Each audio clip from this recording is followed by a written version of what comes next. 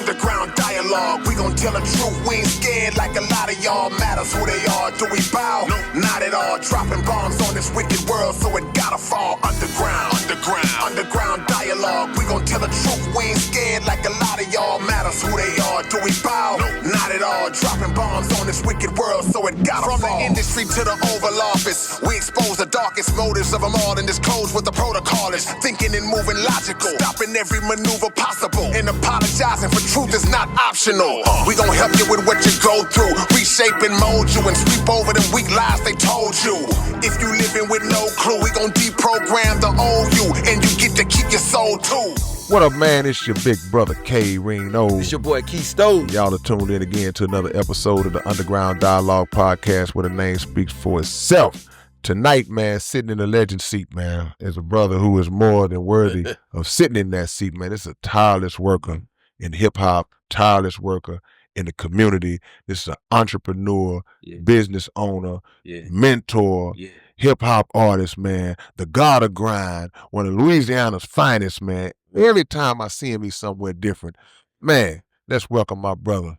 Baby Savage is in the building. How you feeling, fam? Thank you, brother. I first want to say I appreciate you having me here. It's a pleasure to be in front of a legend like yourself. Oh, man. And all the accolades you just gave me, they'll do 100-fold to you. Hey, well, you know what? Guess what? Keystone, pay him. No, brother, I appreciate that a lot, man. You know, because the work that you've been doing, is not going unrecognized at all. Yeah. You know, people are seeing it, and to me, one of the questions I really want to ask before we get into your origins in the game is like, how do you even have the energy to do all of the things that we see you doing? Because even on the internet, it's like you always working, but man, I know that it got to get tiresome sometimes, you know, in the work. Are you part Jamaican or something? I really think that, and I mean, I got it from my grandmother. Okay. So I think it's genetic. I think that, on a realistic aspect, I think it's something to do with OCD. Okay. But here's one thing: I don't smoke, I don't drink, I don't use drugs. I never drunk alcohol in my life. Like, I don't know what it tastes like. Right? Won't drink it. But the grind for me, I'm so motivated. I tell people all the time, you do drugs, you smoke weed, you drink. I don't talk about that. I get high off working. I get high off success. I'm talking about the high I get after I accomplish something or make some money would be probably essential to somebody hitting the rock. Right. I don't know what it's like, but when I get in that mode, some dopamine activates in your brain. Yeah. And I can't turn it off. Man. So I be tossing and turning the missions. And, you know, I got a vision now, the future, 200 buildings, 200 locations across the United States for the music industry. I always been mad that we got so many black billionaires in the music industry, but nobody has came and created an iHeartMedia. Yeah. Nobody has came and created a Live Nation. Right. Nobody has came and created a Universal. So I said, it's time for me to fill those shoes, and it might take 15 years for people to see it, but I mean, hey, heavy. No, well, you know what, man? I'm glad you said that, man. See, now I can't get to the first question because now you done planted the seed.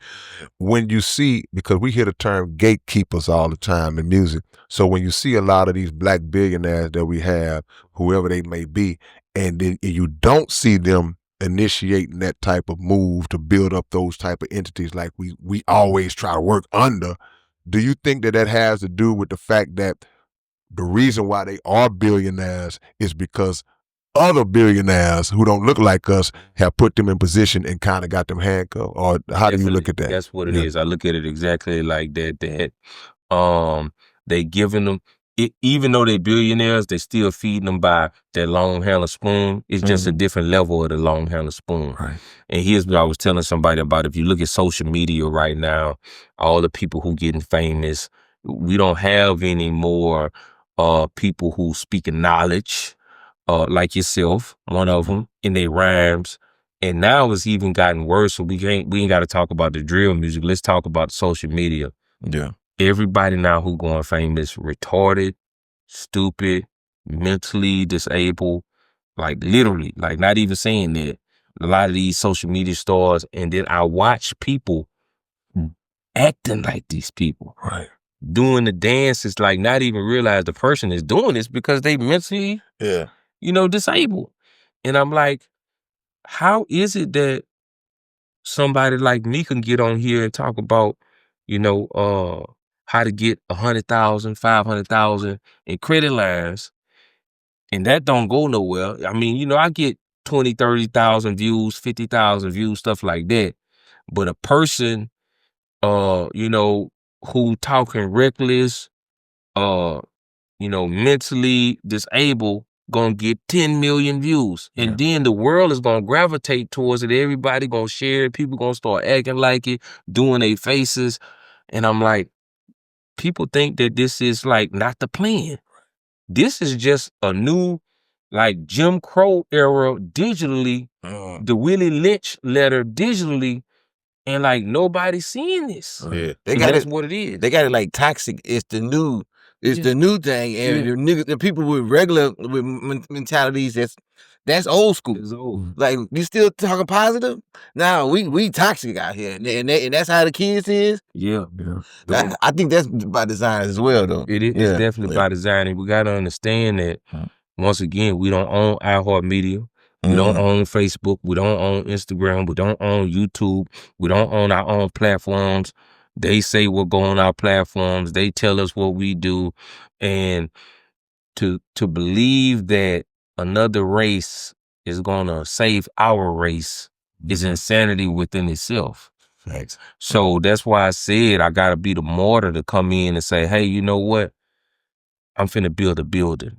My vision is building the Walmart in the music industry, the CVS in the music industry. What Master P said Jay Prince is to him, that's what Master P is to me. Right. That's what Birdman is to me. So I say, you know what? I got to do bigger and I got to do better. I can't just start a record label. I'm going to be the major label. I'm going to sign artists. I'm going to teach them how to get money. I'm going to educate them. And it's going to turn into a trend. Stuff like yourself, K. Reno, that, you one of the forefathers within the independent game. And I always look at it like this: for you and everybody else, I can't do the same thing y'all did. I want to make y'all proud by saying, man, Universal Black owned, not Universal, but label. We the new Universal, Black owned, Black operated. Can't nobody tell us what to put on the radio. Yeah, come on. Can't nobody tell us the places we can enter now. I own them. Wow. So when I got 200 locations and I say, hey, you know what? We're going to do a Legends tour with K. Reno. You got 200 shows. I push a button, they go to tour bus, they go to vans. Hey, man, let me know when you want to come home. Right. Because other than that, you're going to be on the road. Right. And I think that I'm one of those people that believe that time produces every necessity. I just put that in a new song I'm working on, because so many years in music, we've had situations where it's always the label benefiting the most financially, and the artist suffering and dying broke, barely getting by. And even if you do have a little something, it's nothing in comparison to what they have made off of you. So what went into your mindset to say, well, you know what, I'm not going to move the same way that these labels move? Because what happens is, unfortunately, even when a lot of our Black brothers or sisters go into that side of it, they kind of take the pattern that the other labels have done, and we trade in our white slave master for a Black one. So what went into your mentality to speak about fairness for the artists and all that, and you still able to get yours at the same time? That it should be based on equality and opportunity in the person. So I look at it something like the Martin Luther King speech that, we shouldn't be judged based on our skin color, but be treated equally. So not going into that so far as Martin Luther King, but in another situation of business-wise, they're saying, hey, we the ones who actually pushing the culture forward. Right. if you look at the hip hop, bro, I done been in some clubs where all the white people in there singing rap music, right? They wearing our clothes, they looking like us, but we don't own nothing. And when I get to seeing it, I say, dang, why?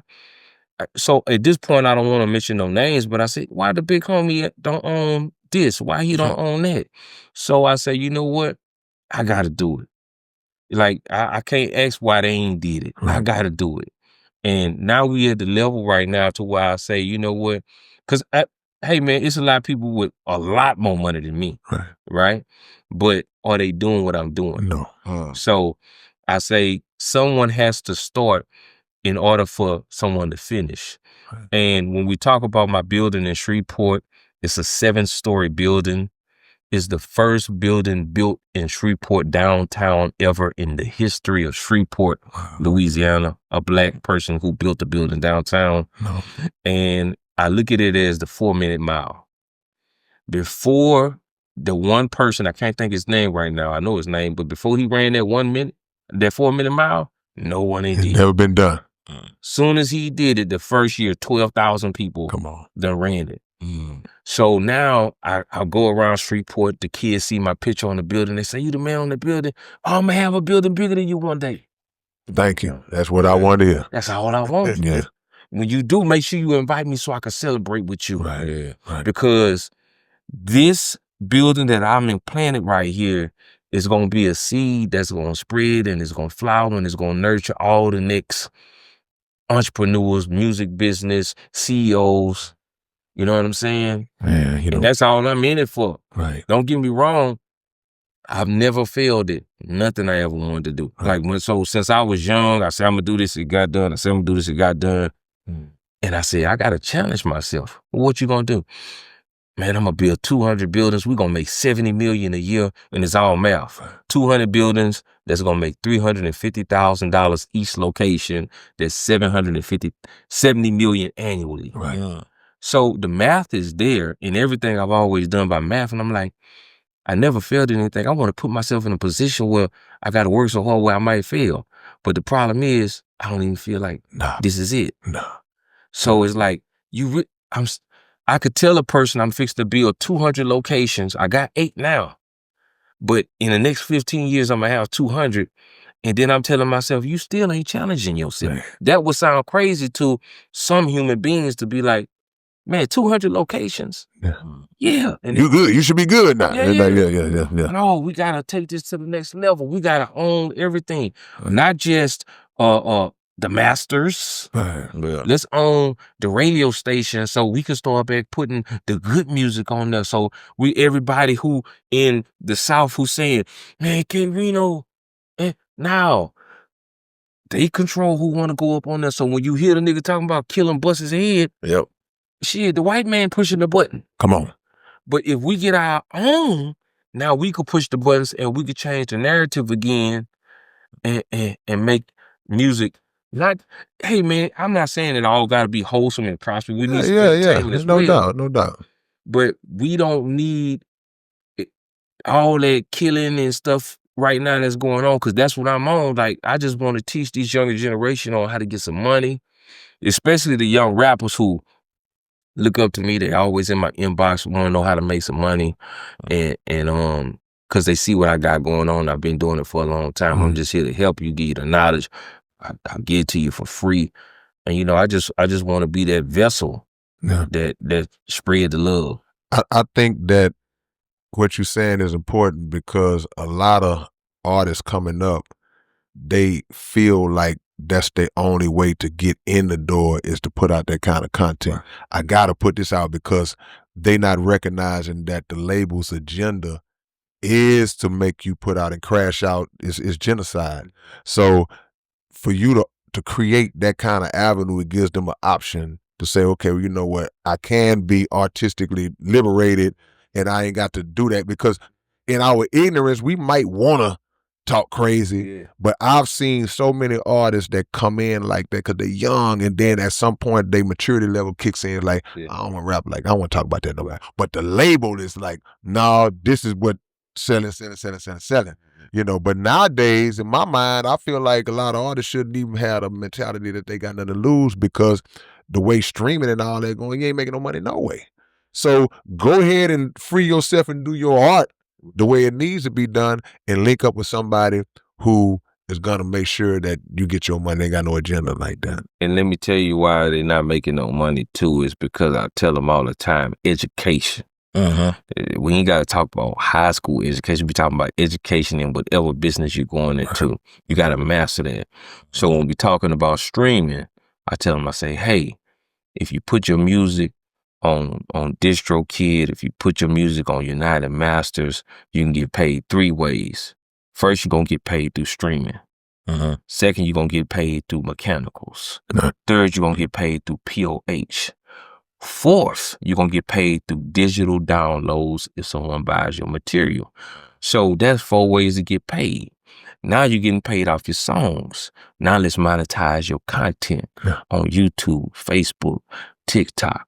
Now, besides monetizing your content, do what I do. The only thing I did for the past 17 years, I made $500,000 a year just by doing 200 shows a year for $2,500 a show. Hey, I'm not trying to get, I always wished I could have been one of those artists who had a national hit song, pull up and get 40, 50,000 a show. Right. But I ain't got that. Wasn't your path, So, I'm gonna go do these 200 shows for $2,500 each show. I'm gonna make this $500,000. When I get to this town, I'm gonna have whatever artists they say, hey man, how much for a feature? I say, what's in your pocket? You see what I'm saying? They say, man, I don't wanna sit around here and hurt your feelings. You can't hurt my feelings. Can't hurt my feelings, man. How much in your pocket? Man, I got $75. Hop on the tour bus. Right. I ain't got time to play. Right. Whatever your budget is, that's my price. Man, look. Let me clap. You know why? Because you speaking my life right now. Yeah. See, the thing is, like I tell people, this is my analogy. I say, a lot of people come to the plate and they want to hit the home run. Right. But if I get a base hit, steal second, somebody sacrifice bunt, I get the third, and then somebody pop fly, and I tag up and come home with still that same run. Now, it might have took a little long, it might have been, but that's the whole process. So the twos and fews add up. It's not to say to shortchange yourself in any kind of way, but you have to know what situation you're in to say, okay, like you said, this guy getting 40,000 a show. I can't walk in there and do that because I don't have, the playing field ain't level for me. So a lot of guys don't know that what you speaking to is the totality, the accumulation. So the first thing that stood out to me, you said 500,000 a year. Yeah, right. So you looking at the end of the year, this is what I have amassed by using this method. But speak to the patience that artists have to have in order to implement what you. Oh man, you know what? And that's the biggest thing why a lot of them never get to that point. If I show you my contacts, I got about 30,000 artists in my phone right now. I got over 40,000 contacts, promoters, artists, everybody in the music business.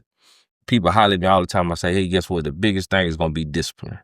Because, if you only knew what it took for me to sit in front of a phone for 15 hours a day and talk to people, and this not a real job. I got to keep myself here because this is my business. You see what I'm saying? Some people, if they got to go somewhere 8 to 5, they go there and force themselves to go there because they know they got to get a check. Yeah. So I stay between the 15 hours a day sometimes talking on the phone, talking to people who not serious, whatever I got to do. But guess what? Until that cash app go ting, ting, ting, and I hit my goal, I can't move. Yeah. So the discipline is there. And not only that, it's strategy, like even educating myself to say, hey, well, let me set this up to where I go from Houston to Dallas to Oklahoma instead of me going from Houston to Oklahoma, then back to Dallas. Right. So I set it up in a way where I can save on gas. Efficiency. Yeah. You know what I mean? In the route. Yeah. But discipline is a huge thing with making this type of money. It's easy for anybody to do it. And I tell everybody, you could do it. If I could do it, you could do it. It's not like I'm keeping it from you or I'm hiding it from you. I'm telling you how you do it. You just not doing it. Yeah. So that's it. And it's enough money out there for everybody because every club is always looking for their next lick. And what I mean by that is after K Reno come there this weekend, they trying to get somebody there next weekend. Who can we get? You could be that person. Right. If you got it in you. And even with the budget thing, what I was saying, so far as with the shows, I do the same thing with the shows. And I don't have to do it now because I done made so much money. I got so much businesses and investment that I really don't even have to do shows. I'm still doing shows, and I ain't even like my show money going straight in crypto, going straight. This year I done did about 40 shows. Every dollar went into crypto and stocks. When I say every dollar, I mean I don't even need to see it. Everything taken care of. Man, I got mansions, I got Rolls Royces, I got houses, I got buildings, all off the rap game, all off of independent touring. So I say, hey man, I'm living proof you could do it. Just follow my footsteps. I'm gonna give you the game, but you don't wanna take the time. Yeah. You want the, man, I need to be getting $50,000. Hey, man, you looking at everybody else and you need to be looking at yourself. Come on, man. Simple. Come on, man. What made you get into that? Because I've been seeing you was teaching people how to get like business credit and all this. So I tell artists, why go get signed by the label? Right? Because the label, Universal, is only going to Chase Bank and getting a loan from Chase Bank and then giving it to you, and then you gonna pay Universal back and Universal gonna pay Chase Bank back. Why not cut out the middleman and just go do it yourself? Now the only difference is Universal got a system. Yeah. And they got connections. They got iHeartMedia. They got program directors. And we say, hey, ain't no pay to play, but we know what time it is. Come on. Yeah. So we can't get in some of those systems to reach Billboard to actually create a hit. But now the playing field is get even because you got YouTube, Facebook, and TikTok. You can go viral on there. You can create hits on there. I know people right now who never been on the radio, never seen a play on the radio, getting $5,000 a show just off of social media. Right. Yeah. So now we continue to play the level the playing field by finding these avenues where we can actually create superstardom. So that's what's going to be next. And that's what I'm telling you about the 200 locations, which is going to be my event centers, because some of them are going to actually be radio stations as well. Absolutely. So I don't have to go through iHeart, Town Square Media, talk to whoever we got to talk to. Now, man, I like your music, dog. We're going to play it on there. We're going to make sure we follow all the guidelines, because once we get here, they're going to be trying to mess with us. Yeah. And that's why I think a lot of us sell our soul, to so to speak, because of the fact that we feel like it's nowhere for me to go to really just be able to be me. That's the person going to comfortably and got my best interest at heart as an artist. Things of that nature. So you born and raised, you from Baton Rouge, right? Man, we had Young Bleed in here, and I remember we was asking them questions about just the Baton Rouge rap scene, that history, because, man, Baton Rouge got a strong roster of rappers that have come through Baton Rouge. It's amazing, to where it don't even get spoke of enough, in my opinion. What have you been doing? I'm sure you've been instrumental in kind of tying everybody together in some. As I've seen you online with Boosie and all those different guys. Is that an effort going on to kind of bring everybody together and build a morale up in the area where you see all these greats that's from that same city doing their thing like that? You know what, brother? I wish I could do that. I wish I had the power to do that, but I'm trying to do it in my own way. But I look at Houston, and regardless to whatever conflicts that may have happened, I don't know. I know a few, but at the end of the day, when I look at it, I'm from the outside looking in, man, Houston stick together. Yeah. I see it even when I was down here with Lil Flip, I see all the Houston artists getting I didn't know man, Zero just walking around like that. Yeah. Man, Slim Thug, he just out like that. Right. Because I'm from another state, so I'm thinking, these superstars, you don't see these dudes like that. Right. And I go to the store, next thing you know, I'm walking with Zero. You know what I'm saying? And I'm with Flip all the time. And I'm like, these dudes just be out here, but we in the H. But we don't think about it, like these not normal people. Yeah. Before I just got deep in the rap game. But one thing I'm doing right now, Young Bleed, me and him doing a 200 city tour. So we're doing 100 cities just in Louisiana. We're doing 100 across the United States. We're doing about 170 interviews and podcasts that I'm setting up for him. And we just did a run with Young Bleed where he did so many shows. He came, we did 5 interviews. We had features set up for him. And that's Young Bleed is actually doing 2 singles on my label. So what I'm kind of doing right now with artists is I say, hey man, give me a single for my label. We're going to negotiate the percentage.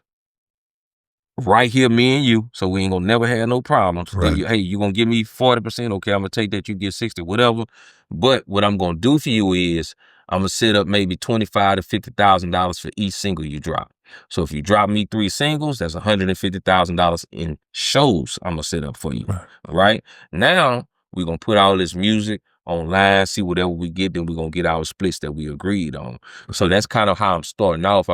I'm winging this stuff, so it's not like I'm Universal. I ain't got no experience in Universal. I don't know how it all works, but my idea personally said, you know what?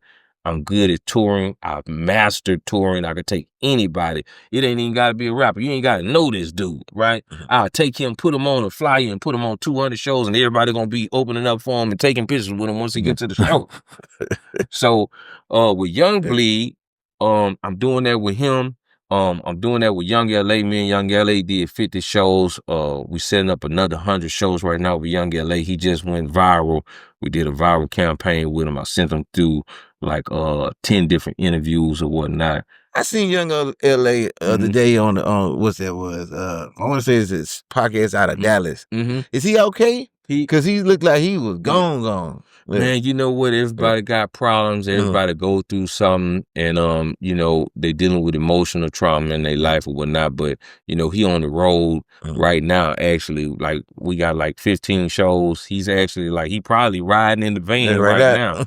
You know, heading to the next show. He called me 2-3 times a day, and you know, he making a lot of money right now. Of course, everybody got a few things we got to get straight. But the main thing is we trying to get him back to the level he was before. I mean, he there right now, if you ask me, so far as with the virality, with the campaigns that we put together, man. I've been running ads. I've been getting TikTok influencers. I've been doing Google ads just to boost his old song or whatnot. And it just so happens, you know, while I was doing this during the first tour, the Don't I Be With J Money Serving Everybody, that took off. My little homie, Lil Dave, you know, he out of Oklahoma, and he one of the guys who been with GOG for a long time. He represent OMG. He took him by Boss Talk. And he took him by Real Street Stars too. Boss Talk is the one I was talking about. But see, that's the one that blew him up. Okay. So, but we had all the interviews went viral, 1 million views, 2 million views. Boss Talk was the one that brought the song back. They showed a little clip of it in it, and it just went viral. But it wasn't just by chance, because a lot of that was boosted. A lot of that was put through influences. It's actually a segment, a series, a strategy that you got to do, and that's what I'm finna do with Young Bleed. We got the How You Do That challenge going on right now. But here's the biggest thing, and and K Reno probably know a lot about this too. He got over 4 billion streams on TikTok and Instagram total. I look it up through the analytics, right? If you look at it, it says this content is not for commercial use. We're not getting paid for that. So still with the label, Now, I don't know too much about, they say, hey, after 10 years, you can redo your song and then it'll be yours again. So I don't know too much about that. I'm trying to look into that right now. But what I did with Young Bleed, so we don't go through that again, so we can get some money, I contacted Universal because they bought Priority. Gotcha. Which what he was with. And I did a subpoena to Universal to get his paperwork. So I could see what actual split that he's owed for himself. Now, once we got this split, when I do the How You Do That there challenge, we're going to put it actually on a new account for him. And when we run it, let's say he get 4 billion streams. Now we can keep track of the money. And we're not just talking about streaming. Once again, mechanical licenses, POH, digital downloads, whatever we want all of that. Not just touring, because I ain't gonna lie. I could tell you what I was doing with Young LA. I'm booking shows at that particular time, $600 a show, $800 a show. We did the viral campaign overnight in less than 2 weeks, 5 bands. They're talking about 7 bands. Yesterday's price. Right. And that was my first time experiencing that, to say, man, I was calling promoters and they was telling me no. And I'm like, man, it's only $600. You get 20 people through the door. You know, man, nah, we good, man. Them same promoters called me back Hey man, it's 45 now. Yeah, that's had it. to pay the 45. Yeah, you wish you had to pay that 6 now, don't you? That 6 don't sound too bad. Bro, everything you saying, man, bro, we need you, bro. Yeah. Like this dude here. This is the one we've been waiting for, y'all. In all our musical careers, man. Yeah, your vision. Yeah. You know, you're a visionary, bro. And not just a person can be a visionary, but at a certain point, once you get the vision, you gotta execute. You gotta bring it to fruition, man. So the thing is, I heard you mention about P and Baby. I've seen you on clips with P and all that. How'd that relationship start with Master P? Oh, I'm glad you asked me that. I'm in Houston 17 years ago. I'm on the interstate. I'm staying with Lil Flip at the time. I'm riding down the interstate. I see a van and it's wrapped with Master P on it, and I know P got a basketball game here today. You know how big Houston is. If you miss your exit, you gotta go 5 minutes, 10 minutes to the next exit. Yeah. He done got off and I missed the exit. I say, God, please let this van be somewhere at a gas station, park somewhere. When I get off this exit, I had to go all the way down. I had to hit 610, come back around. But guess what? When I went to that gas station, bam, there he was. Wow. At this point, look at time, I got out and I said, hey, man, I want to meet Master P. Whoever the dude was, I wish I knew his name so I could thank him.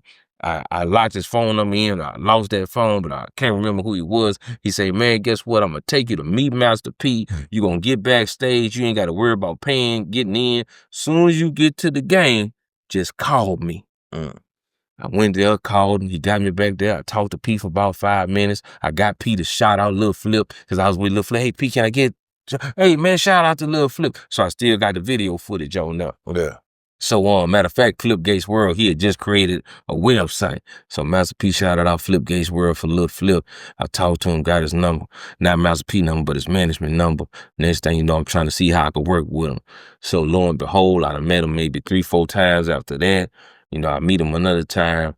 His management, Juggy, you know, he been with Master P for a long time. He plugged me in with P, got P to come to my building. This is unbelievable right here, bro. I appreciate it, man.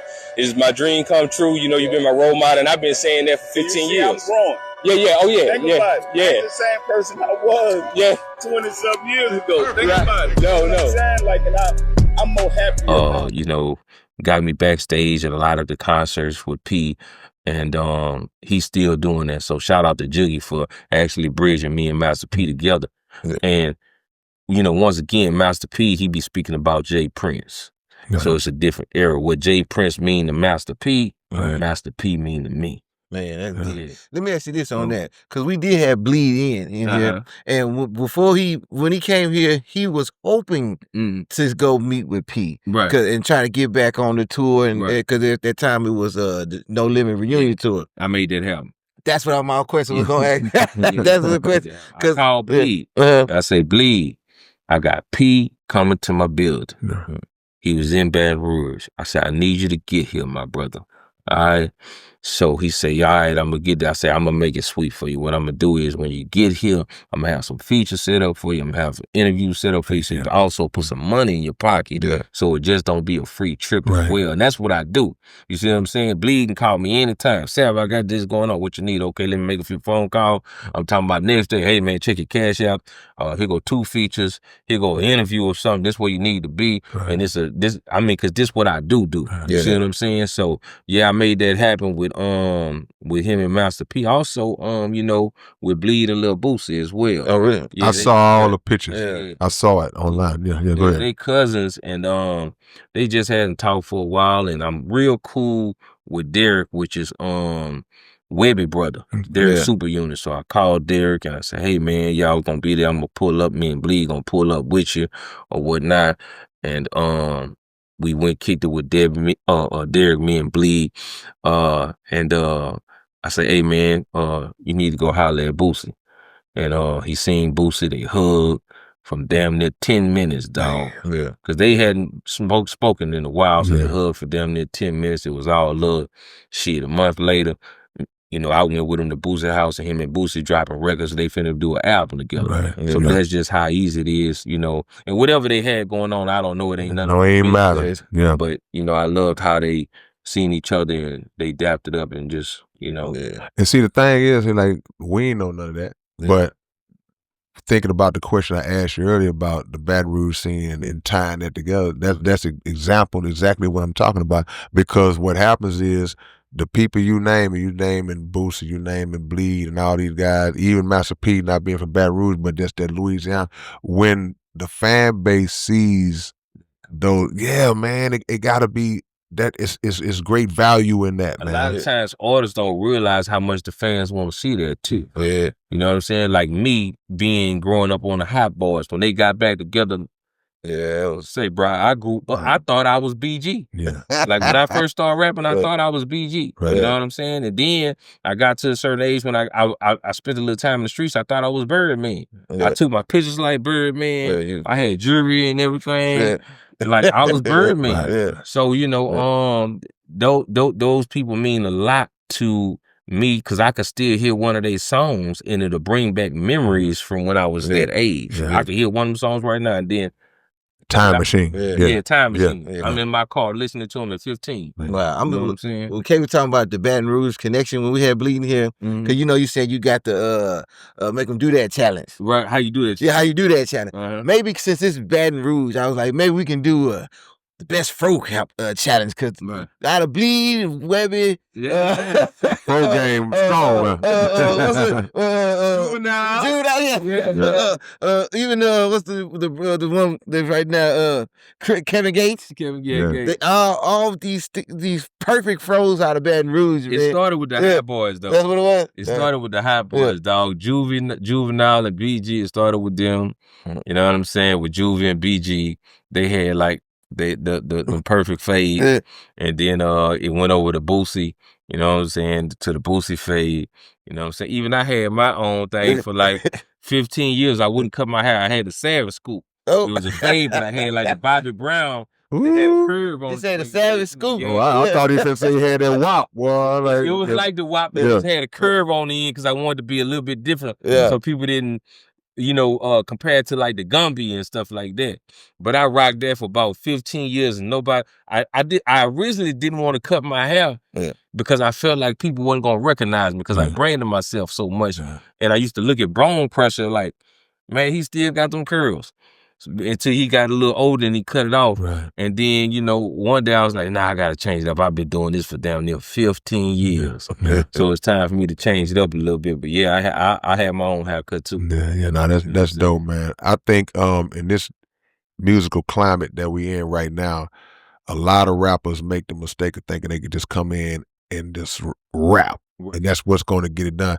You are like exemplifying the importance of diversifying your hustle, having a bunch of stuff to do. And but like we said earlier, I think you got to have the mentality and the energy to do that. If that's something that you teach young artists coming in, like, man, don't just think that all you're gonna be able to do to rap and think you're gonna make a lot of money doing that. Yeah, man, not even just the younger artists. I teach the younger artists that too, but the older artists too. Like even some of the vets I give them the game. Like I could talk about, you know, even Lil Flip. My experience with Flip, I still remember when I first got with him. He wanted a certain price, and I was like. I had to tell him, I was like... You got to bend on that sometimes. Yeah, but I was like, man, I love you, brother, and I respect you, but I know how Louisiana is, and they not going to look at you how I look at you. So I want to tell you this, that if we go down there, it's going to have to be a certain price that's going to make them say, you know what, fuck it. We're going to do that. And if we give them that price, everybody going to do it. But if we give them that price, they're going to be like, nah, because when you go to certain markets, people love they people. If you go to Dallas right now, guess what? They Dallas people. You come to Houston right now, it's Houston people. It's the same way in every different city. So sometimes you got to be a chameleon now, especially with your prices.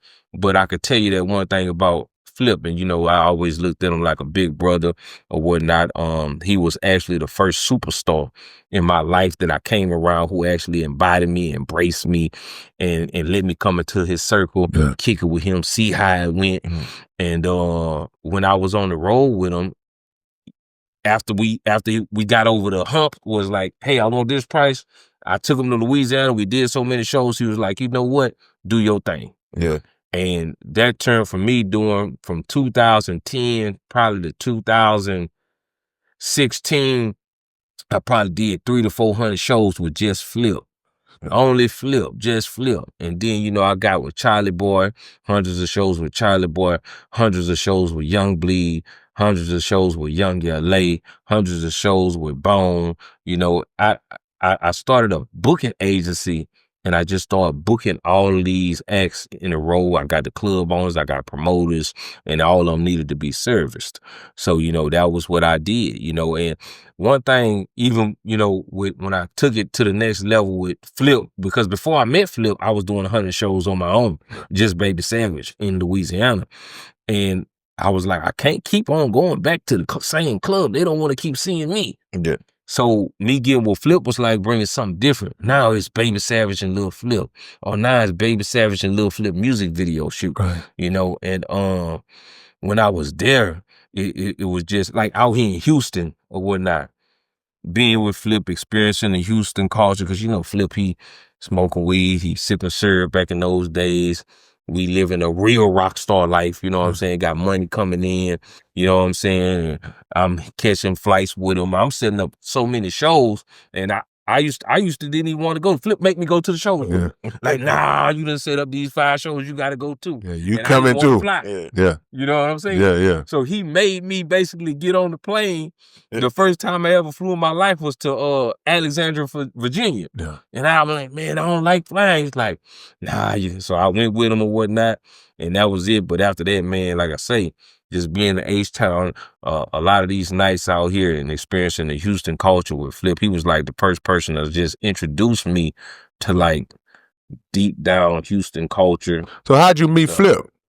I'm doing 100 shows. I'm making $100-something thousand a year at that time. Here go God again. I'm praying. Like, God, I want to make more money. How can I make more money? Mm-hmm. I'm on YouTube. 50 Cent come on there. He talking about his touring. He say, yeah, I just did 300 shows this year. Thank you, God. I'm the type of person, hey, I don't need to hear a heavenly voice. You just gave me confirmation. So now I'm like, okay, he gave me what an answer. How can I get 300 shows? I'm thinking, I'm contemplating, I need to get somebody else. Well, I don't need to be me because I need to be a star. Who can I get? Mm-hmm. I'm calling around everybody. Now we ain't gonna do it for this price. Calling them, now we ain't gonna do it for this price. I call Big West. That's Flip Daddy. Yeah, well, I know him well. That's my homie. And he say, what's your budget? Yeah. Yeah. And I say, this is my budget. He say, we could do it for that. Yeah. I do a feature with him. I say, hey, man, mind you, I still ain't met Lil Flip. I say, hey, man, I want to come up there and meet Lil Flip. Can I meet Lil Flip? I never forget it because, remind you, I'm a street dude who getting in this rap shit. And I see Lil Flip and I'm starstruck.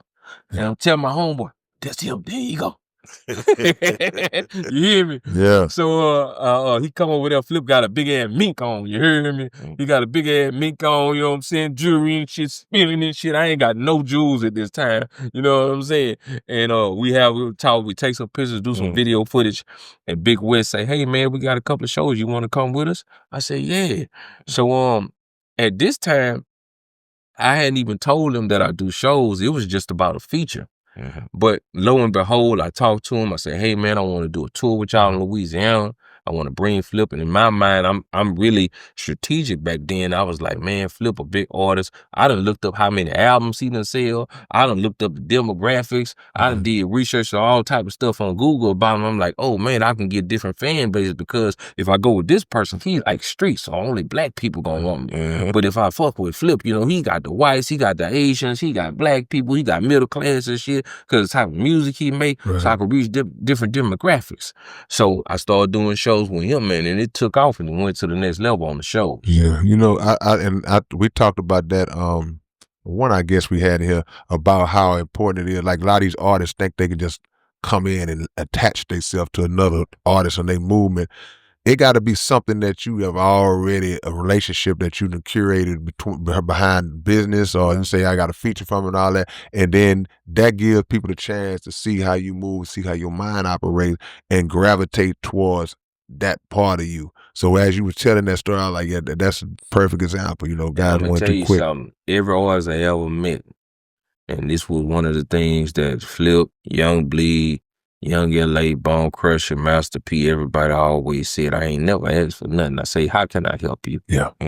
Let me make you some money. Then after I make you some money, Yeah. tell me how you can help me. Come on. This what I need from you. Or even with Flip, I did certain deals for him. Hey man, I'm gonna set you up this many shows. This what I need.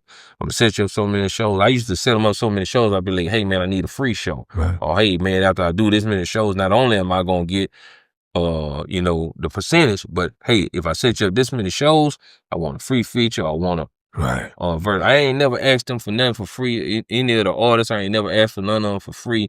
Now, the only person, Young Bleed, we got a close relationship. That's why I'm doing 200 shows when I ain't even got to ask him for nothing for free. Everything I done did for him, he said, yeah. I wish you would. Right. Don't even insult me like that. Yeah. You see what I'm saying? But I done did that for a lot of other artists who don't have that type of mentality. No matter how much I do for them or whatever, it's still, hey. And that's one of the things that made me kind of bow down to just break it down and say, hey, you know what? I'm going to deal with Young LA. I'm going to deal with Young Bleed because we got a close relationship. And at this particular time, I feel like if I done made you $300,000, $400,000, we should have a relationship to where you say, you know what, hey, man, your birthday badge, nigga. What can I do for you? Yeah, no doubt. On the string. No doubt. You see what I'm saying? And a lot of them ain't never reciprocate that type of energy, but Bleed always did. And if I set up so many shows and hey man, I got a birthday badge, nigga, man, give me a hotel. Yeah. You see what I'm saying? That's all I need. That's all I need. Yeah. Y'all gonna come through to fuck with you. You do too much. So those are the type of people right now I want to associate myself with, because at this point, it ain't even about money no more. Right now, it's about being loyal, you know, and actually thorough, but we can actually do something together to take it to the next level. Man, no question about it. When was the how many projects have you put out as an artist, and when was the last time you put a project out? You know what? I'm glad you asked that. So I put out 2 albums and about 4 mixtapes. Got it. But it's funny because that's one of the things, you know, going back to Lil Flip and Young Bleed, they always get on me about because I don't make music. Man, I got one song, Lil Dope Boy. I promoted that song for 10 years before I dropped a new record. But I took it to millions of views. I actually took it to where people booked me off of it. I went to a town so many times that, like, on my own, booking the shows and promoting the song. Next thing you know, now they booking me. So I'm like, man, I made it out here without radio. They booking me and paying me to come back now because I've been here so many times. I don't network with so many people, but I'm like, I ain't gonna be able to do that in 100 cities. Right. Because it take too much time and resources, and I ain't got that. That's how when you got the power of the radio, you could be in 100 cities at one time. And now you could just sit down and somebody call you from, hey man, I want to book you 20 bands, whatever. But yeah, that's what that was. Yeah. That's what I was asking, because my next question was going to be, how are you able to balance all of that business and still focus on being an artist? I'm not gonna say I don't like being an artist, but I love the business more than I got in the music business just to make money. Right. I never got in the music business for the art of itself. I gotta be honest about it. Yeah. I made songs because I never felt like I had nobody who would be loyal to me for everything I do for them. Example, I done booked you 100 shows. I got you in 100 clubs, and there's 30 artists in this club that I done got there. And then they get to go straight to you and say, hey man, I want a feature. I want a music video. I want to book you for my birthday bash. The promoter get to go straight to you and say, hey man, let me get your number. Now you cut me out. But I done took months. Oh, to man. lead people in here. Yeah, man. So all you got to do is show up in one building and get all this. And I done worked all this, and now you cut me out. So I say, you know what? I got to figure out something different. So that's kind of what, you know, stirred me away from just the music part of it, and saying, hey man, I'm trying to focus on the business so I can see how to regulate this more. And hopefully I could deal with some people to say, hey man, he got $500. I got 500,000. Right. Don't throw away, because I'm not going to allow you to betray me. Right. Because we already got an agreement. We done talked about this. It ain't like I'm out the blue saying, hey man, don't do this. No man, I'm saying, if I make you this money, anybody in this club, they got to come through me because this is my business. Yeah. And you still I can't accept that. Yeah, no doubt about it, man. It's like short-sighted. It's that ratio in this business, man. People always talk about the game being dirty from a business side, meaning that the labels and the managers and all, but a lot of artists be dirty. You know, and the way they move and the mentality that they have, like they'll try to use somebody or step on somebody to get to that point, and they don't reciprocate that energy and that loyalty, man. Right. That got to be. I hate that, brother, because the relationship that I built with some of these artists, I would have liked for them to keep on going. I love to keep on making your money, but it's like, man, I shouldn't have to continue to have these conversations. Yeah. As a matter of fact, one conversation should be enough, because we got to understand that it's not just about the music; it's about the brotherhood. Yeah. So when we get in this room, when we talk about it, and we say this is what we're gonna do, man, I don't do contracts with people. I just started I did an agreement. So with them, I got an agreement, a sheet of paper, outline agreement, ain't no contract, but guess what? If you feel like you can find something, I promise you can't find nobody what I do. Right. I can't even find them. Right. I've been looking for them. Right. I got somebody close, my homie Lil Dave, my homie Kodiak Sizzle, out of New Mexico. They close, but to do what I do, I ain't found no one of one. What did you learn to do what you do? Like, or some of the tricks of the trade, or some of the books, or the people you got next to, mentorship or whatever, that got you to where you was at? I ain't never get next to nobody. I wish I could have. I always wish I could have had to skip the line pass. I had to learn this on my own. I lost a lot of money when I was first setting up tours, maybe $20,000-$30,000. But guess what? Even when I first got with Flip, that was a different part. I did shows by myself, so I didn't have an overhead. When I got Flip, I got an overhead because now I got to pay the budget, so that was a little different. So the first 5 or 6 shows I lost on, thousands of dollars. I made about $15,000-$20,000. Wasn't Flip fault. Right. It was my fault because I didn't know how to handle it. But then after I got it, I understood. Example, you tweaked it. Yeah, I'm paying $3,000 for a building. Yeah, that's upfront cost. $500 for the DJ, $200 for the DJ upfront cost. Then I still got to pay Flip. So I said, well, you know what? Let me call this club. Man, I need your club for free. All right? I'm going to get the dough. You going to get the bar. And I'm going to bring the crowd. That cut out the $3,000. Absolutely. Now I say my homeboy, hey, man, you going to do this right here, play these songs. You ain't got to be a DJ. Play these songs for me. I'm gonna push this button right here. Put the headphone, act like you do it.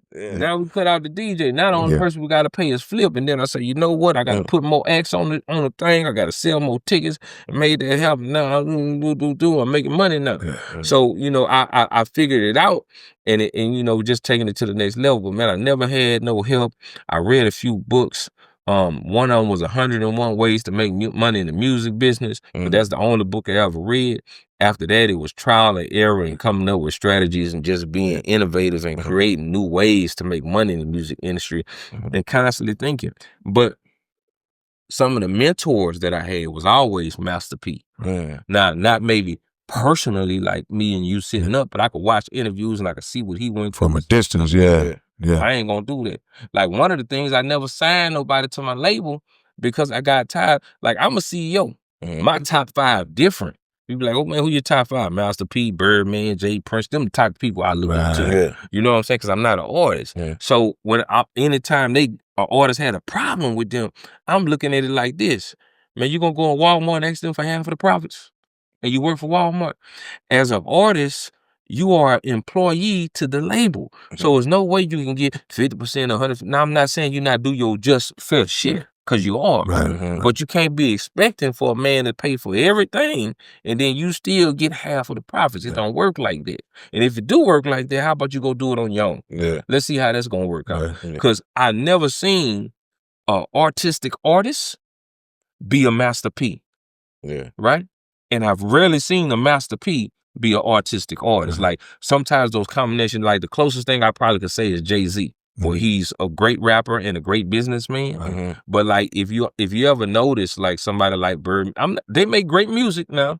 Master P got some hits, Birdman got some hits. But are they a Lil Wayne? Is what I'm saying. That's not their lane. They lane is saying, you know what, I see Lil Wayne, come over here, man. I got the money, I got the power, I got the connections. I'ma hop on your hit and we gonna ride the wave. I think guys like that you named, I think they come in out the gate thinking business because people wouldn't look at a Master P as a actual traditional rapper. They wouldn't look at Birdman. There are guys, I think, that are businessmen that said, all right, I'm in it. I'm gonna spit a verse too. I'm gonna jump on and do it like that. So that mindset, it's like wherever your mind leans toward, that's what you're gonna be. So a lot of artists, and to your point, a lot of these artists out here, they so immersed in the art that they don't even think about that side of it until they start to suffer from not having that. And I think you only is as good as what you're able to negotiate in the first place. Exactly. So we come in without the knowledge of how to say, because I ain't scared to ask you for the percentage I want, and you ain't gonna be scared to tell me no. But so we neither one should be scared of, well, let's try to meet somewhere in the middle. You know? Yeah. Right. No question. I want send a shout out to my homie Scooperstar. He from Houston. You know Scooperstar? I do. Okay, yeah. And Scoop, man, me and him be on the phone for hours sometimes. Yeah. And he actually, the person who was adamant about getting me on one-on-one with Mike D. I said I wanted to come over here and do this with you, but Scoop was like, man, you need to do one-on-one with Mike D. You got to. Yeah. So he got me over there. But me and Scoop, we be on the phone. We be talking about business credit, personal credit, LLCs, and I'm teaching them a few things. But I be telling them like, look, man, this the stuff that nobody. I'm telling everybody, friends, family, homeboy, man, look here, man, I got $2 million in credit. That's what I want to know about. Yeah. And shout out to my homie Greek, because we had him conversation. He knows about all that type. We had those same kind of conversations. Yeah. Go ahead, speak on that. I was telling him, I was like, man, all these artists around here, man, they can go start an LLC, put an LLC in their name, build up their personal credit. In less than 10 months, they can have $500,000. Mm-hmm. In less than a year, they can have $1 million or $2 million. Now, some credit experts may say, hey, I can get you there, and I don't know how to do that. Yeah. Now, 10 months to a year, 10 months, I can get you to $500K. A year, I can get you to an M, right? Mm-hmm. So that's what I know how to do with the strategies I know how to do. But I'm like, they won't, like, everybody who called my phone, I send them videos and tell them to do it. They won't even do it. Do it for me. Man, you think, with all I got going on. Yeah, I ain't got time to do that. Yeah. And even if I did, you ain't got the money to pay me for my time to do that. Yeah. But you don't want to learn how to do it yourself. Right. So it's heartbreaking to say not only artists, I got family members and friends the same way. Yeah. And I try to help them, like, look, man, this is how you got to do. I'm going to take you get $100,000. They don't even want to do it. But you're masking in poverty. Your phone getting cut off. Yeah. I don't get it. Yeah, I'm going to get you the information. I think a lot of people don't have the they don't understand. The discipline. Where the terminology might go over a lot of people. And some people are ashamed to say, I know what you're saying, but I don't understand what. So if you send them the video, they can watch it and be like, I don't get it. Unless it's something that's just so crazy that a caveman can understand. Yeah. Okay, well, yeah, then that's a whole other about it. Yeah. Like, I'm going to just break it down to you like this right here. If you got 17 trade lines, what's a trade line? A credit card, finger hook could be a trade line, right? Okay, you go get a secure credit card, right? Mm-hmm. And anybody can get a secure credit card. You can go to Capital One, you can go to Regions, you can go to Wells Fargo, put up $500. Some banks, like banks and Walmart, different banks, they'll let you put up low as $200. You put up $200 and they're going to give you a credit card back with $200. And they securing the credit card with your $200. Yeah. That's one trade line. Yeah. Now go get 17 of them. Okay. What I mean by 17, go to 17 different banks. Now you got 17 different relationships. Mm-hmm. It ain't got to be no big money. It could be $200. It could be $100 if they let you. Mm-hmm. But most banks have a minimum of a $200 deposit. Okay. If you go to 17 different banks with $200 a piece, my brother, that ain't number what, $3,800? Come on. Okay, now you got 17 trade lines. Now all you got to do is use all the money and pay it back and do that for 6 months. Now here's the thing. Do you have to use the money? No. Take the money off the credit card, put the money back in the bank account, do an automatic withdrawal from the $200 from the bank account, and it look like you're using the money. And you paying it back automatically on time. Right. You do that for 6 months, and I promise you, your mailbox gonna be full with offers. Man, and they're gonna start you off maybe $2,500, $5,000. Once you get to $2,500, $5,000, you gotta have enough discipline to do the same thing again. Yeah, not go crazy. Yeah. You do the same thing again for 3 months after the 5,000. After the 5, you're going to 10, 15, or 20, but that's personal. Right. Now we talking about the LLC with the business. There we go. Now you got the personal credit Now you got an LLC. You go to a bank and you say, hey, they're going to look at your credit score. They're going to see you got 17 trade lines. You got banks like Chase. The easiest type of credit cards is to get one that's like 30 days. You got to pay it back off in 30 days, right? They'll give you $12,000, $25,000. It's a no doc guarantee. What that means? You don't have to come with any documentation. You don't have to show them no W-2s. You don't have to show them no proof of income. They're going to ask you how much money you make. That's you the can business? put $500,000. That's business. That's business, okay. All right, That's sort of like a net 30? It's not a net 30. Okay. A net 30 is a weak trade line. That's something like U-Line. Okay. Right? That's something like Office Depot, Office Max. That's a net 30. This right here, when we're talking about a business line, is actually going to Chase. They're going to give you a business credit card. Okay. Right? And if you got so many trade lines and you got at least a credit score of 680, and if you got those trade lines, the 17 I just told you about, and you paying them back on time, you're going to be in the 700s. Okay. Automatically. You know, so, and I don't care what you had on your report, because you can have, I'd have had people with child support on there for $60,000, car payments for $80,000, and after 6-7 months, goddamn, we get this taken off and you back up to the 700 credit score. Okay. But once you get, you know, above a 680 Chase, they'll start you off at 12,000, but it also depends on how much money you put on there. So like, when you go into a bank, let's say for instance, if you want $25,000, they normally will give you 5% of what you make annually. So if you're talking about $25,000, you need to put $500,000 on there, because 500,000, 5% is 25 grand. So that's what they're gonna give you in the form of a credit card, and that's Chase. Now, how many banks do you have? 17. So guess what? You go to 17 banks, not person, and you do that with that same LLC. After you go to Chase, you go to Wells Fargo. How much y'all gonna give me? 10 grand. After you go to Wells Fargo, Capital One, how much y'all gonna give me? 20. Okay, after you go to Capital One, how much y'all gonna give me? Bank of America, 10. Now you got 17. Ooh, I see the math. Man. But hold on, that's credit cards. Right. That's 17 credit cards you got. All in the business name. Yeah, but that ain't got nothing to do with term loans or revolving credit lines, which is a different type of form of product. And how do banks make their money? They make their money borrowing, taking your money and lending it to somebody else. They make more money by lending you money. The number one way that a bank make money is by living the consumer money, business especially. You're talking about business construction. If you go to any bank and you look at their research, this data I done looked up, I done got their annual report. All banks do an annual report. It's free. You can Google it online. If you want to know how much money Chase made, Wells Fargo made, Google an annual report. They're going to have all the money they made, and they're going to have where they spent the money, who they gave the money to, and everything, and it's in construction. Okay. And I'm going to give you an example. With construction, you know, they might give out, I'm gonna say, I'm just giving a fake number, $1 billion. Then with home loans, they might give out $500 million. Then with personal loans, they might give out $100 million. So you say, okay, well, they just gave out $1 billion. I need to go start an LLC with a construction company, because that's where they're giving out the most money. The next, they're giving out home loans. So I don't want to buy a house. Okay, they're giving out home loans. What I need to do, I need to go buy some houses and flip them. I got a homeboy, boy, you've been renting for years. Let me get your credit right for you, because I know how to do that. You're going to buy my house for me. You see what I'm saying? I'm going to put you in the home, get you situated. I'd have made $300,000 profit. Matter of fact, let me take 10% of that, put back in your pocket.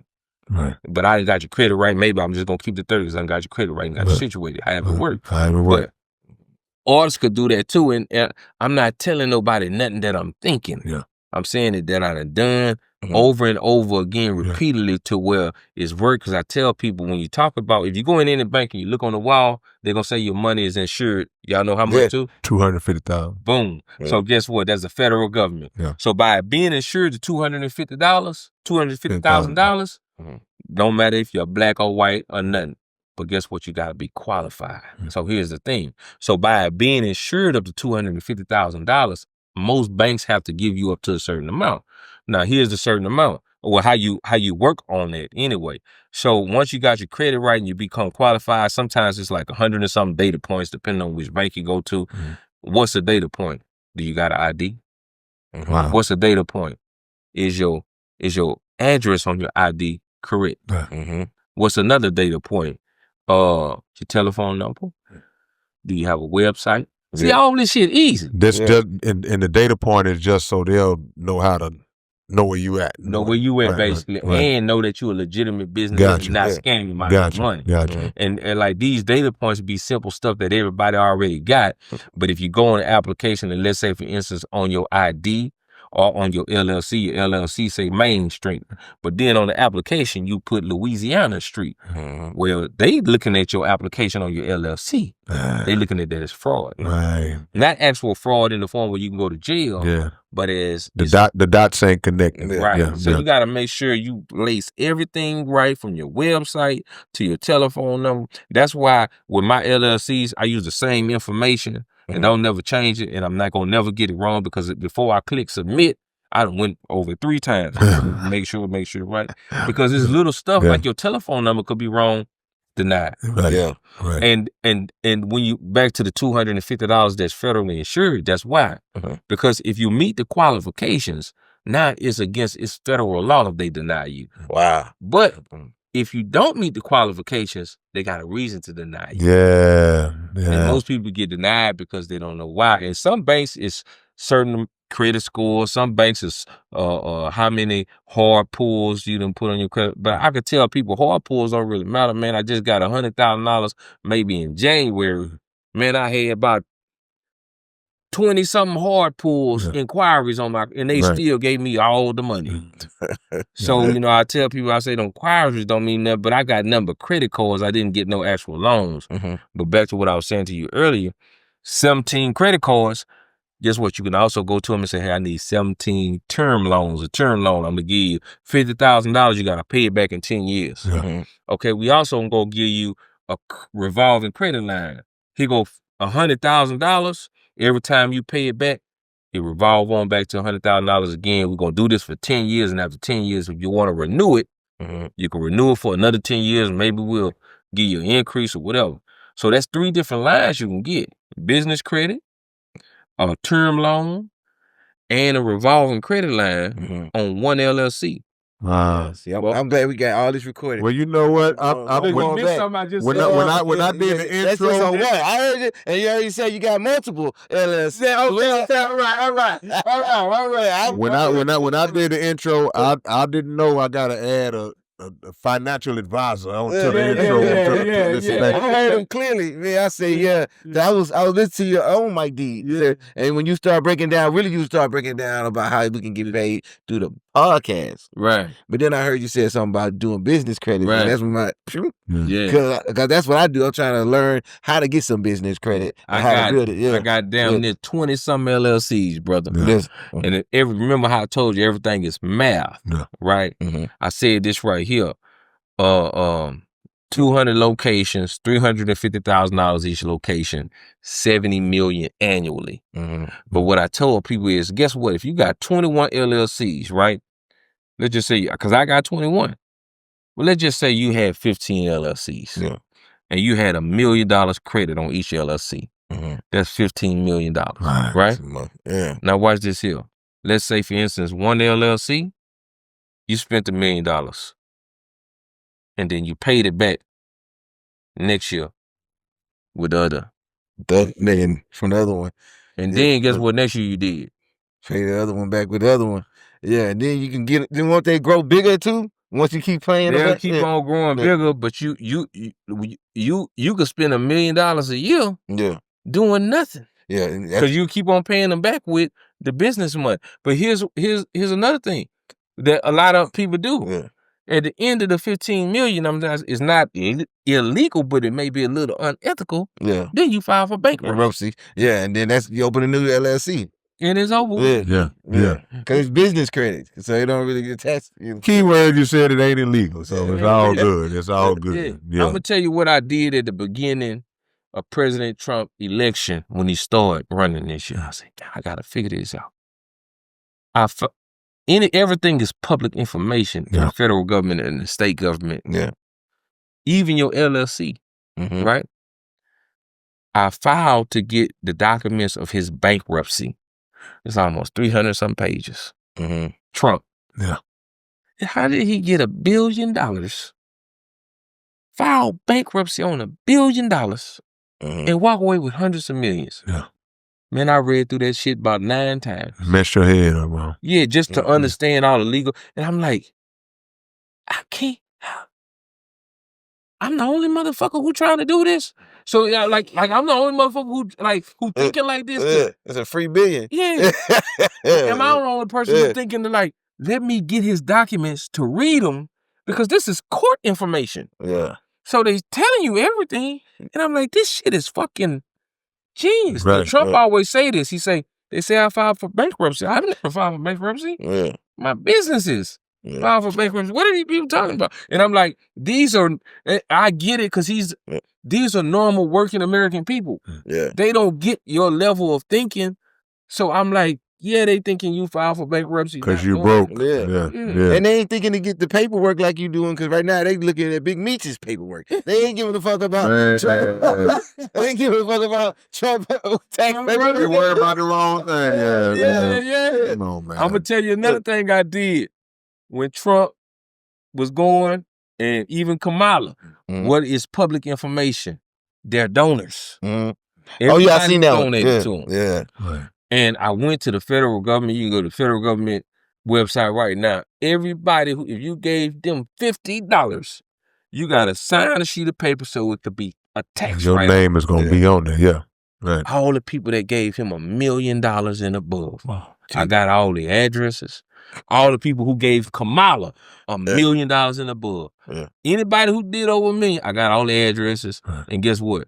Man, I went printed out my business. I got folders. I probably got about 500 copies. And every month, I'm just mailing them out. Saying, hey, I need some money. If you can give Trump $1 million, maybe I'm going to run across somebody who say, you know what, I see the vision. Let me give you. Yeah. Or they just somebody that just need to come out that money for their own tax write-offs. Yeah. Oh, man, this little young black kid. Yeah. Oh, man, I'm going to look good giving him some money. Right. Yeah. Let me give him, $2 million and take a picture with him. Hey, this we can do that. Right. Yeah. I looked at Kamala's paperwork that she paid during the campaign, and they had it all listed out. Right. And that gave me some inspiration for like multimedia companies. Right. She was giving like $1 million each event. Right. Right, bro. It's all, hey man, it's all about the views. It's all like, even right now with y'all podcast, it's about the reach, because you're talking about, I used to work for, I didn't work, I subcontracted for XXL Magazine. Okay. And this taking it back because I changed XXL Magazine. This was 2012. I created the Independent Spotlight. Okay. Now, they already had an Independent Spotlight in XXL, but they only used to do a quarter page, and they only used to do 2 quarter pages in the back. Not a full page, just a quarter page. I got you. So what I did was I broke the whole page in XXL down to an ID picture. Not an ID, the picture on the ID. Right. And I charged $200. You get a picture of you get your Instagram, you get the name of your song, you get your telephone number on that little space for $200. Yeah. Nationally. Yeah. And I will put 50 people on that one page. Right? And you talking about making $10,000 a page. I'm getting them in the back of the book. So it's classified. They was letting me have the pages for $1,000. And then I started to where I was getting 5 and 6 pages in XXL Magazine. And then one day, I see a page and it's professionally done, just like mine. Yeah. Man, who the fuck is this done stole my shit? Yeah. And then I look at the address, and it's a New York address. I say, they right next door to XXL. Yeah. So I call XXL Magazine. I go up there. I meet the manager, and I'm talking to him, and it's a suite next door. I say, damn, they done stole my shit. They doing my shit. Come on. I call and I complain to the management. I'm like, hey, man, this y'all magazine. I can't compete because the page is for y'all for free. Then y'all got artwork is outdoing mine because y'all got interns in here, college students working for y'all for free and making professional designs. Y'all putting me out of business. Man, I'm sorry, there's nothing I could do. I said, all right, don't worry about it. But it did something for me. They wind up giving me about $30,000 in pages for free. Right. So for the next 2 years, they never sent me an invoice. Yeah. I say, okay, cool. They wind up doing that in XXL magazine until the magazine went down so bad. Now they only dropped the XXL freshman cover. Oh, so XXL is still around now. Sometimes they still drop the freshman cover, but sometimes it's digital. Gotcha. But the crazy thing about it is I told them, I said, I got a way y'all can still sell millions of copies of that magazine and still stay relevant. I see what everything going, all the other magazines going out. It's only going to be a matter of time for your go out. I'm talking to one of the managers. His name was Vic DeBillis at the time, but he's an advertising manager. Yeah. So he's not the head. He was like, man, there's nothing I could do. I can't. I said, hey, man, talk to somebody. I'm going to help y'all stay in business, but I can't. All I want is the front cover one time. Yeah, man. Yeah, that's the least y'all can give me. Yeah. But I'm gonna help y'all stay in business. But they wouldn't give me the front cover on some, oh man, we don't exchange front cover. I'm like, man, these big companies paying y'all for that. Who am I? Yeah, well, go out of business then. Bye. And that's what happened. Plain and simple. That's what happened. All hip hop magazines. And my idea was based off my hustle, your hustle. Right. Start getting more independent artists involved. I'm gonna get millions of independent artists involved around the world. We're going to create different outlets for them to sell your magazine, and we're going to keep it pumping. And I had a whole blueprint business plan written down for them, dog, and I knew it would have worked because, once again, everything I ever did, I never failed. Right. You know what I'm saying? Right. Real talk. Full circle. Well, man, I'm going to tell you like this before we get you out of here, brother.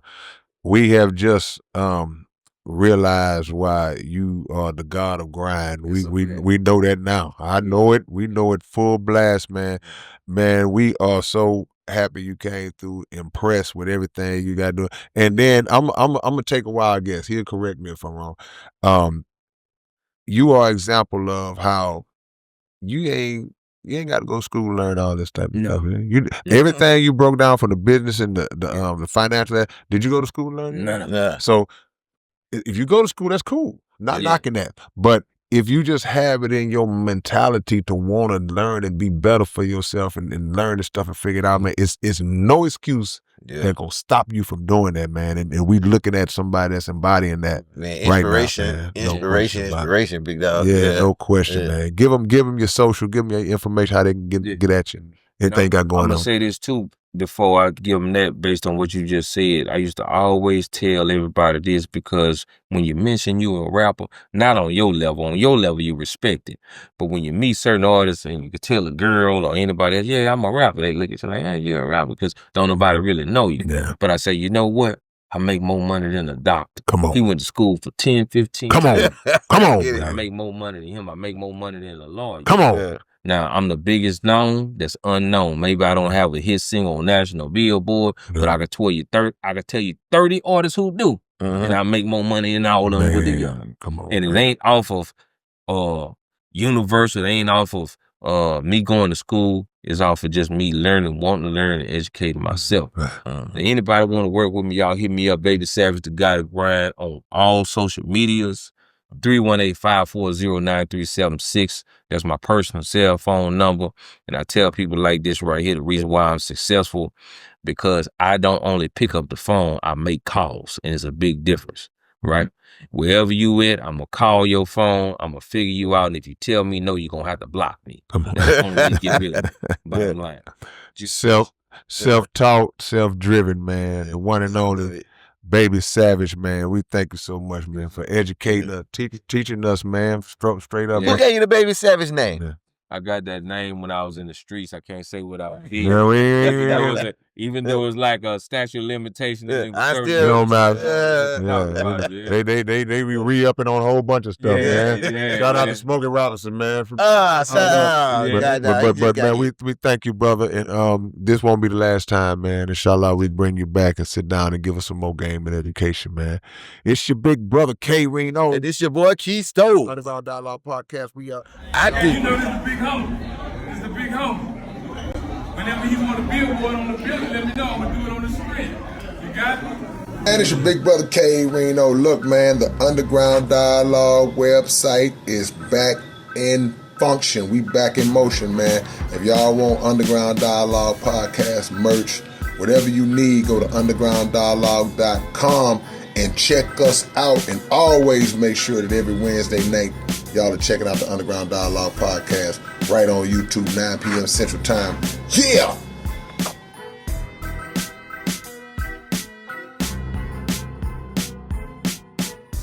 What's up, man? It's your big brother, K. Reno. And check this out, man. The Underground Dialogue podcast is offering advertising opportunities, man. You can promote your business. You can promote your video, your song, whatever it is that you have, man. Reach out to us if you're interested in promoting on the Underground Dialogue podcast. All you got to do is email us at undergrounddialoguepodcast@gmail.com. Get it. What up, man? It's your big brother, K. Reno. I'm proud to announce that I'm a new brand ambassador to this new brand of clothing and shoes called Volas. Y'all make sure that y'all support this. It's already available. Houston-based company, straight out the H. Look at the quality of the packaging itself. We ain't even got to the shoes yet, man. And this is just one pair of shoes, one design. They got all kinds of dope designs of shoes that you guys can choose from. Go to volas.biz and find your order, find what you want. Wide selection to choose from, male and female items, and I'm proud to be a part of it, man. Community workers, versatile products, Volas, manufactured in Italy. Look at the quality of this box, man. Y'all don't know what it is. Catch y'all later.